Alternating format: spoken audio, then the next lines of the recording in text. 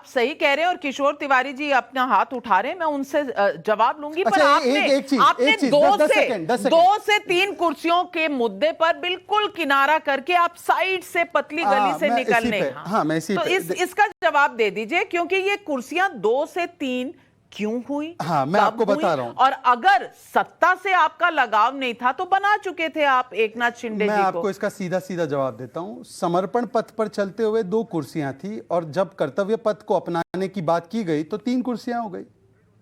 कर्तव्य नहीं तो उद्धव से क्यों हट गए? तब भी बन जाते डेप्यूटी। उद्धव ठाकरे जी से मैं एक ही सवाल पूछना चाहता हूं।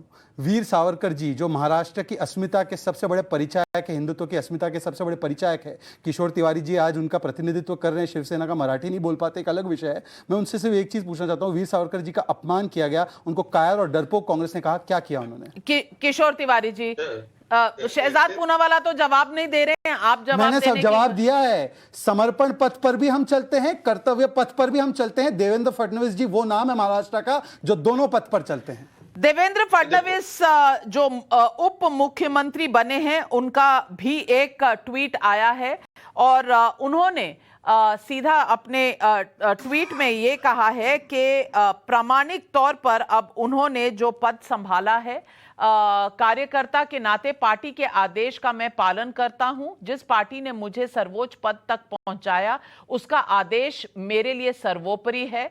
एक प्रामाणिक कार्यकर्ता, महून पक्ष, ये सेम चीज उन्होंने शायद मराठी में कही है। मैं किशोर तिवारी जी, आप जवाब दीजिए जो मुद्दे उठाए हैं शहजाद पूनावाला।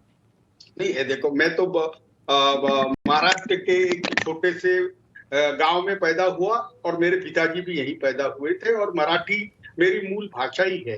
तो अब इन्होंने जो बात बोली कि ये सब है ना, एक बहुत बड़ी साजिश है कि बंबई का चुनाव। किशोर तिवारी जी, मैंने आपको स्पष्ट सवाल पूछा कि वीर सावरकर जी को कायर और डरपोक कहा गया। उद्धव ठाकरे जी जो कहते थे कि मैं ऐसे लोगों को जूते से मारूंगा, कितने लोगों को मारा आपने? मारने की बात छोड़िए, कितने लोगों पे कार्रवाई की? राहुल गांधी आए दिन वीर सावरकर जी जैसी शख्सियत को गालियां देते रहे और आप लोग सुनते रहे। हिंदुत्व को अपमानित करते रहे, कहते रहे आईसिस और बोको हराम है, आप सुनते रहे।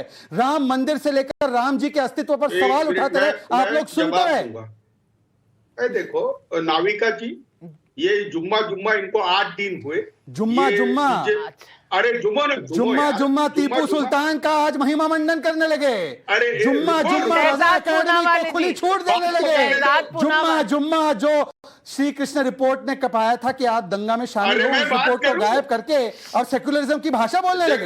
शहजाद पूनावाला जी, आप बोलने तो दीजिए, वो भी शिव सैनिक हैं, बोलने दीजिए। बोलने को बचा गया है, बोलने दीजिए। अरे मैं बता रहा हूँ, बताइए कि ये एक राजनीति के तहत शिवसैनिक को बनाया है, लेकिन शिवसैनिक को नहीं बनाते तो अगर देवेंद्र जी बनते तो जो गुवाहाटी में रुके हुए हैं वो सब हमारे साथी वोट डालते, ऐसा उनको लगा है। अब फ्लोर टेस्ट होना है, बाद में डिस्क्वालिफिकेशन की मुंह है, ये सब चीजें बड़ी कॉम्प्लिकेटेड है।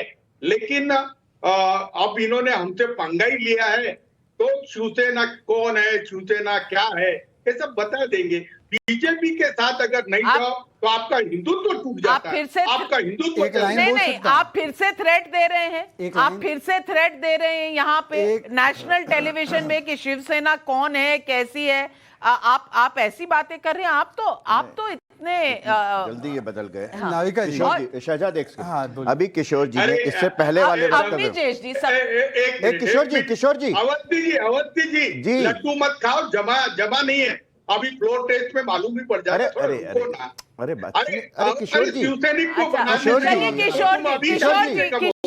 किशोर जी, हर किसी को बोलने की इजाजत तो है ना, इतनी फ्रीडम तो है ना इस देश में। किशोर